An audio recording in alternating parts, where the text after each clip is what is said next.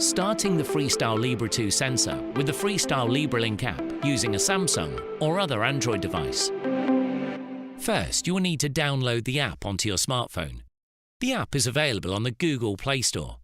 You will find it by searching for FreeStyle LibreLink. That's 2 words, FreeStyle space LibreLink. You will need a LibreView account to use the app. There will be 2 options at the bottom of the screen. Already have a LibreView account? Sign in and Get Started Now. Assuming you don't already have an account, select the Get Started Now button. You'll be asked to confirm your country. This should have been pre-selected for you from your phone's internal data. Select the Next button at the bottom of the screen. Next, you will be able to scroll through and review the terms of use. If you are happy with the terms of use, select the Accept button at the bottom right of the screen. There is also a Reject button at the bottom left. Clicking on the Accept button will bring up a tick box in the middle of the screen to confirm you have read and accept the terms of use. Tick this box and then select the Accept button, which is just below the tick box and to the right of the Cancel button. You will then need to go through the same process with the Privacy Notice page.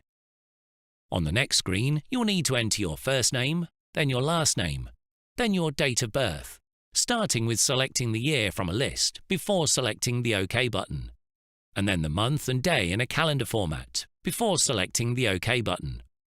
When you are finished, select the Next button at the bottom of the screen.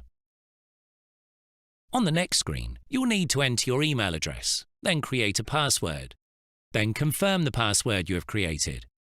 Below this, there is a box that says, "Please send me information about Abbott Diabetes Care and other Abbott products and services." You can unsubscribe at any time. To the left of this text are 2 radio buttons, one for yes and below it no. You will need to tick one of these before you continue. Now select the Create Account button at the bottom of the screen. Now you are ready to scan your new sensor. To do this, you'll need to hold the phone close to or touching the sensor. The Near-Field Communication or NFC chip needs to be positioned directly above the sensor. For Android phones, the correct positioning is usually on the back of the phone, but can be at the top, in the middle, or at the bottom, depending on the manufacturer. Move the phone slowly from top to bottom until you feel a vibration. This means the app has successfully located the sensor. Hold it still until you feel a second vibration and hear a tone. This means the app has successfully read the sensor. The app will now start a 60-minute countdown, after which you can take your first reading. You can scan as many times in a day as you like. The sensor will store up to 8 hours of glucose readings, so it is recommended that you scan at least every 8 hours to get a complete picture of your glucose levels throughout the day and night. Our top tip is to make sure you have turned on the app's own text-to-speech functionality, as well as the accessibility options on your phone.